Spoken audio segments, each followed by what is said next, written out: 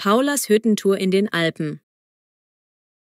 Paula ist 21 Jahre alt und eine sportliche Studentin. Sie liebt die Berge und hat schon kleine Wanderungen unternommen. Doch jetzt will sie etwas Größeres wagen. Eine Hüttentour in den Alpen, ganz auf eigene Faust. Sie plant ihre Route, kauft eine detaillierte Wanderkarte, packt einen Rucksack mit Schlafsack, Regenjacke, warmer Kleidung und Proviant. Dann fährt sie mit dem Zug in ein alpines Gebiet und steigt in einer kleinen Ortschaft aus, von wo ein Wanderweg startet. Gleich am ersten Tag spürt sie die kühle Bergluft, die ihren Atem frisch erscheinen lässt. Der Weg steigt an, führt durch Wälder und Wiesen.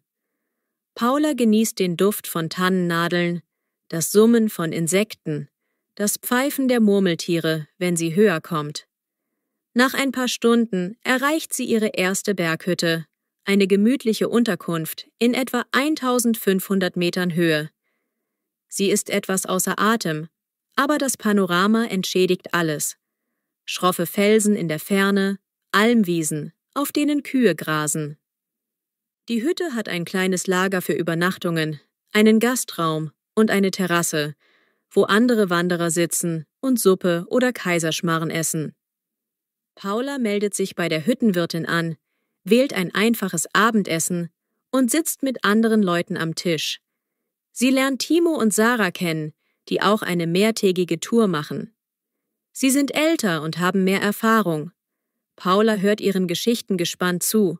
Von Regen, Sonne, Gletschertouren und lustigen Begegnungen mit Kühen. Am Abend geht sie früh ins Bett, denn sie ist müde von der Wanderung. Sie schläft in einem Mehrbettzimmer mit 6 anderen Leuten und spürt die rustikale Gemütlichkeit. Am nächsten Morgen steht sie früh auf, frühstückt ein Brötchen mit Käse und genießt den Sonnenaufgang. Die Berge leuchten golden und die Luft ist frisch. Sie packt ihren Rucksack und macht sich auf den Weg zur nächsten Hütte. Der Weg führt über einen Pass, etwas steil, aber gut markiert. Paula tritt vorsichtig, denn es gibt Geröll und lose Steine. Sie hält regelmäßig an, um Wasser zu trinken und die Aussicht zu bewundern. Zwischendurch begegnet sie anderen Wanderern, grüßt freundlich Servus oder Oh, hallo. Gegen Mittag sieht sie dunkle Wolken aufziehen. Sie zieht rasch ihre Regenjacke an und geht zügig weiter. Als es anfängt zu regnen, wird der Pfad rutschig, aber Paula hat stabile Bergschuhe. Eine halbe Stunde später wird der Regen stärker. Sie sucht Schutz unter einem Felsvorsprung, isst ein Müsliriegel und wartet ab. Eine Gruppe anderer Wanderer gesellt sich dazu.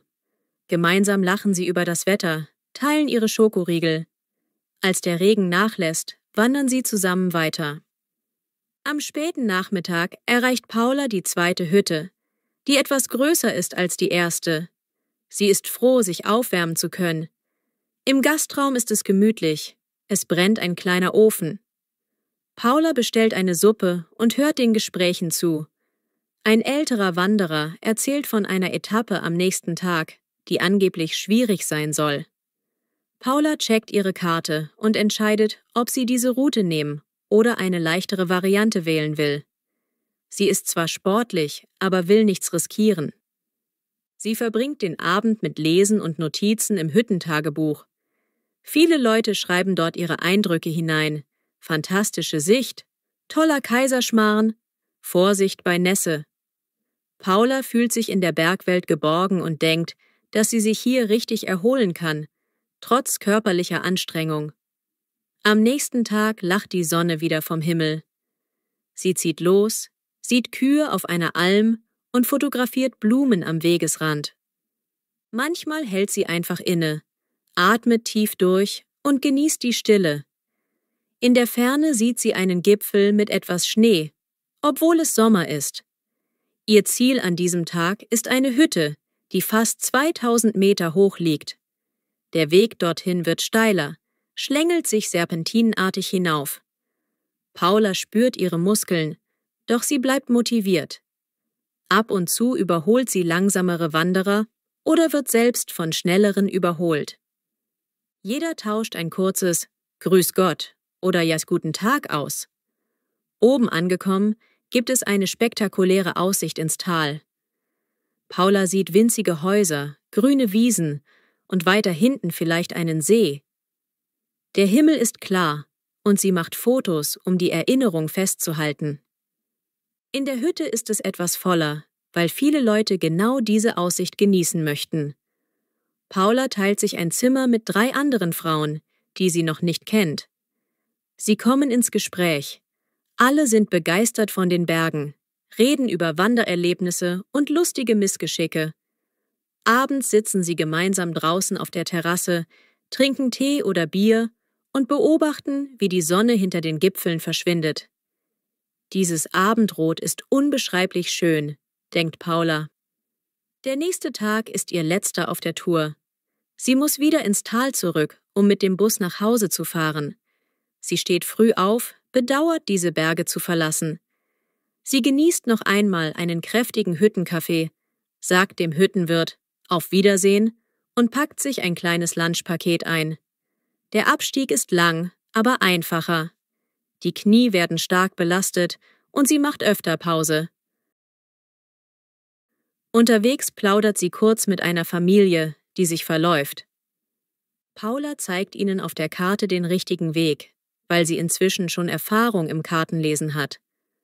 Auf halber Höhe kommt sie an einem Wasserfall vorbei, der tosend in die Tiefe stürzt.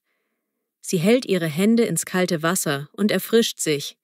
Dann wandert sie weiter, bis sie wieder Bäume sieht. Allmählich wird der Wald dichter und das Vogelgezwitscher begleitet sie.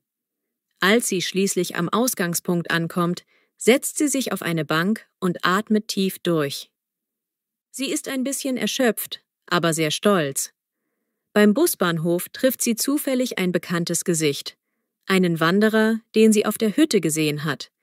Sie sprechen über ihre Touren, lachen über das wechselhafte Wetter und tauschen Nummern aus, um vielleicht mal gemeinsam zu wandern. Die Busfahrt zurück in die Stadt fühlt sich komisch an. Nach ein paar Tagen in der Natur erscheint alles laut und eng. Doch Paula hat viele Fotos, viele Eindrücke und vor allem das Gefühl, etwas Großes geschafft zu haben. Zu Hause angekommen, erzählen sie Eltern und Freunde, wie atemberaubend die Berge waren. Manche mögen lieber Strandurlaub, doch Paula schwärmt von den Gipfeln, den Hütten, dem morgendlichen Vogelkonzert. Sie denkt schon an die nächste Tour, vielleicht einen Klettersteig oder eine Tour mit Gletscherblick. Wenn sie jetzt an stressige Tage denkt, fühlt sie die Ruhe der Berge in ihrem Herzen. Eine Hüttentour ist zwar anstrengend, aber die Erfahrungen und Aussichten sind jede Anstrengung wert.